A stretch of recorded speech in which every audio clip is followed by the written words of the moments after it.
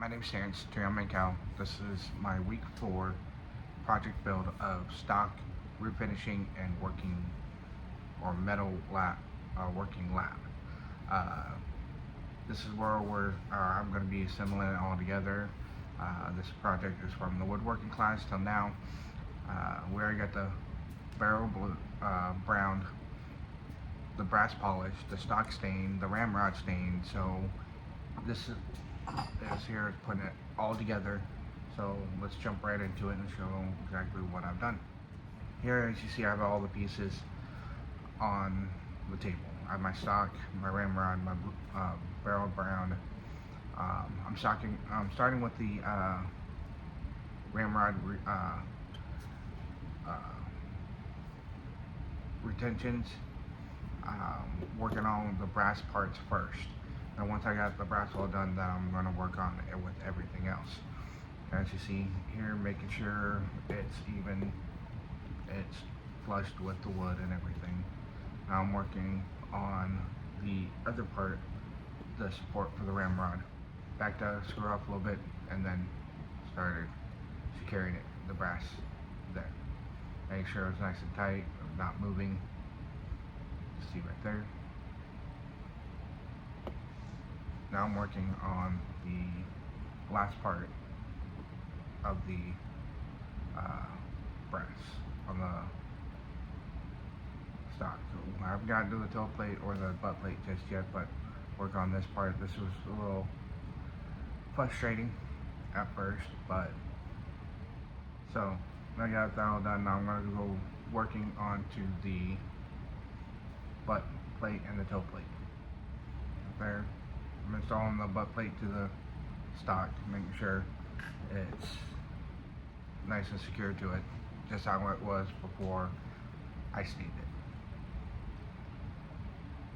Kept having a hard time with all this because the screwdriver kept wanting to come out and just take more time. But ended up getting the screws on. This isn't the most difficult part I was having throughout the whole tire assembly process. I'll get that to here when it actually comes into play, because as you see, it wasn't real striking. But now we got the butt plate on, working on the toe plate. So once I get the toe plate all secure, I'll be moving on to the most challenging part throughout the whole tire assembly is making sure I have the right screws placed in the right areas. That was not the most challenging, that was aggravating to me, but in the end I got all the screws exactly where they need to be. Here I'm starting to work on the sights. Now here I am with the barrel, putting in my vise to make sure I have a strong support so I can hammer in the sights. I'm starting with the rear sights first.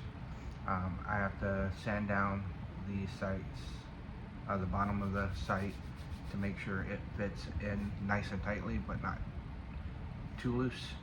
So I'm just shaving a little bit metal at a time. You're going to see me keep checking at the barrel, or the notch in the barrel, to see if it will go through all the way or enough where I can start hammering it and have a nice tight fit. It took a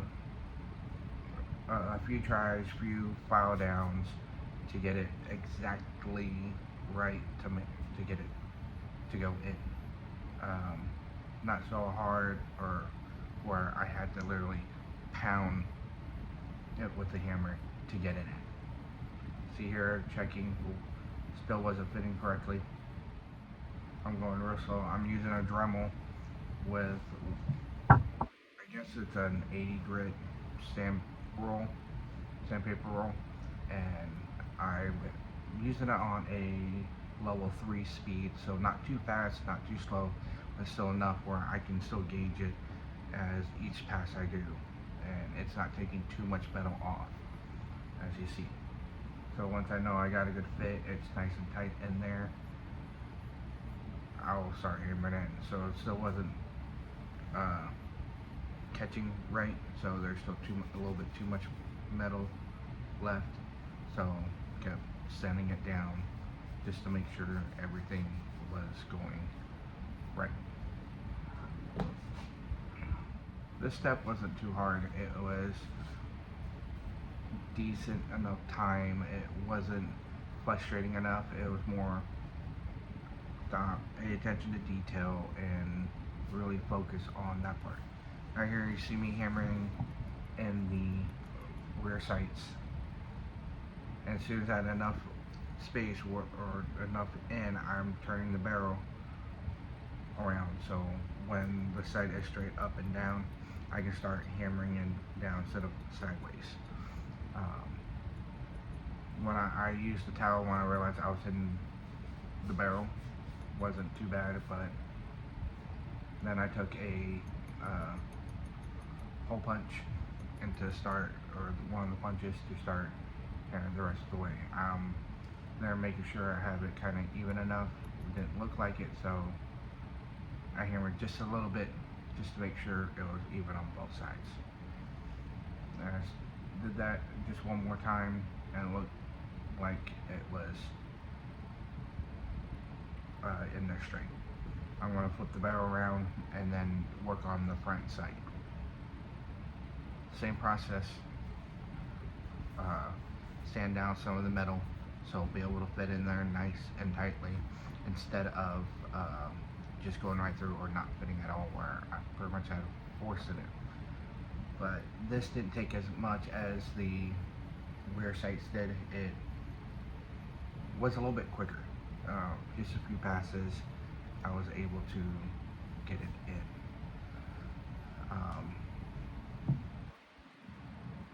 The troubling part about what the sights I'm really worried about is it's not sight straight. I did my best to have it centered the best I can. I won't know until I get it out to the range and try to see if it goes to where I'm aiming at, and then that's where I know the sights are off. But like I said, did the best I can just to get it in the halfway mark on the barrel. See, keep checking. I'm using the punch to knock it in where I'm not hitting the barrel with the hammer itself. Now the barrel's all done. I'm putting that off to the side, getting ready to finish up the rest of the part. This is actually me checking the sights, making sure, to me it looks straight. Just double checking my work. So, cleaning out my space, getting ready for putting the locking and firing mechanism put into place. See, there you go. I have the lock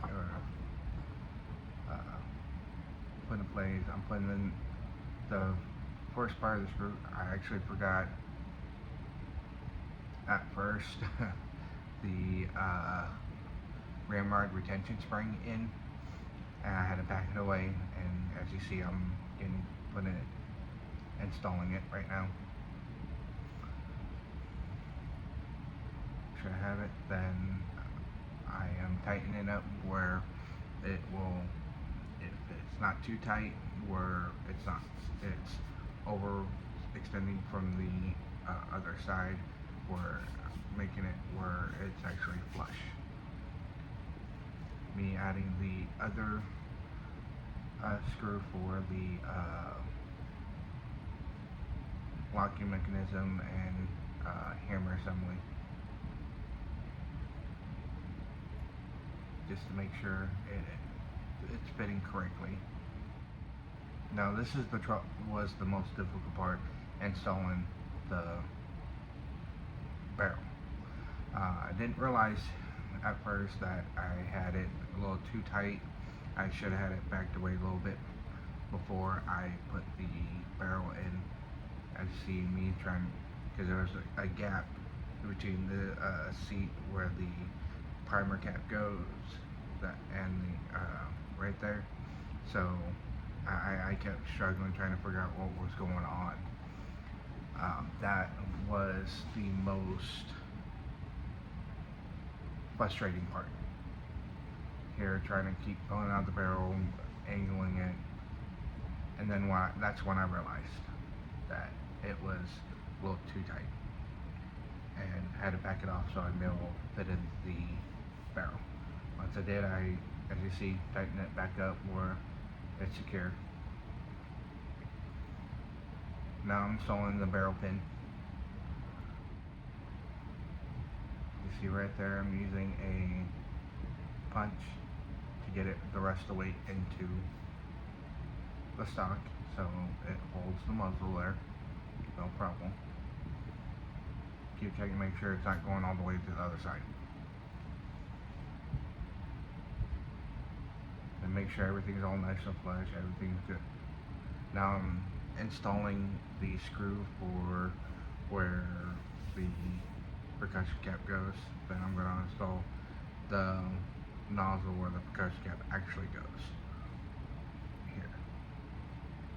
I didn't have a small enough wrench to be able to work around to tighten up the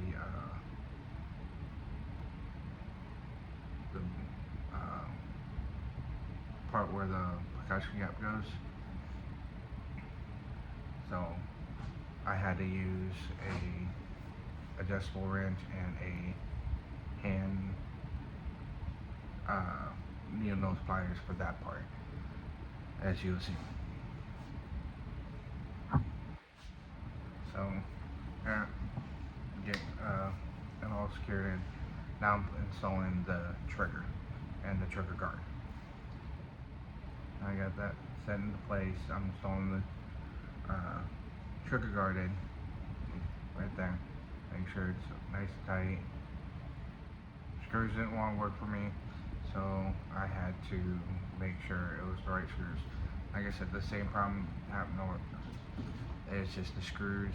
I had them all together. I tried to have them set exactly where each screw goes. It was just, I had to do a process of elimination, but I got all the correct screws exactly where they need to be at, as you see here.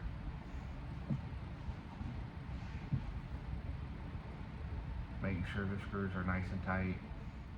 And now, me cleaning up all my tools off the table. As you see, firearms completed. Now I'm going to show you that the trigger is working, and now here's the ramrod being installed into the muzzleloader. Fits all well. Everything fits. Everything's good to go. Here's the finished product. Me testing to make sure the trigger is working, the hammer is releasing, and so hope you enjoy it.